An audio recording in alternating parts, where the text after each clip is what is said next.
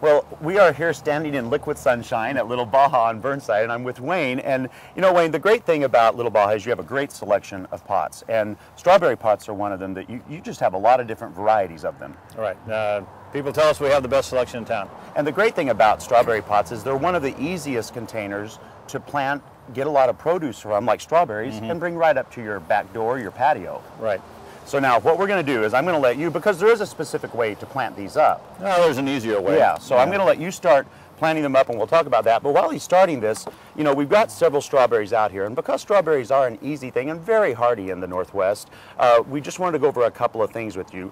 If you go to an independent garden center and you're looking at strawberries, you might be a little confused because some say day neutral or everbearing or June bearing. It can be kind of confusing, so we try to make it simple for you. You know, all of these right here are June bearing. That means that they only are going to produce one time a year, a big crop. The other ones that say day neutral or everbearing, those are going to give you smaller crops, but a couple or 2 or 3 times a year you'll be able to get fruit off of them. We think the best thing to do is to plant some of both, because then you'll get a big crop if you want to can them, and then you'll have some to just munch on throughout the year.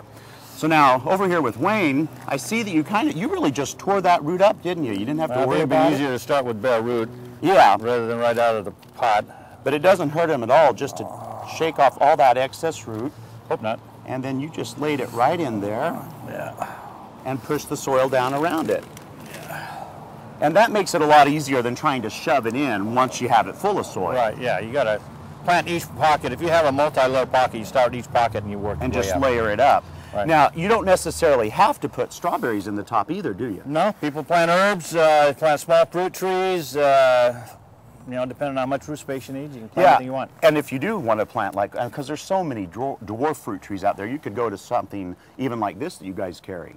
Yeah, we have these all the way up to 28 inches if you want to plant a small tree, or if you want to plant fruit trees or tomatoes or whatever you need, we have the size for it. Now, Wayne, you have a theory on why these are better than like plastic or glazed pots. Let's talk about that. Well, red clay terracotta is breeze, and it drains, and so therefore when the plants grow into it, they can suck oxygen through the sides, and they actually can grow right into the planter.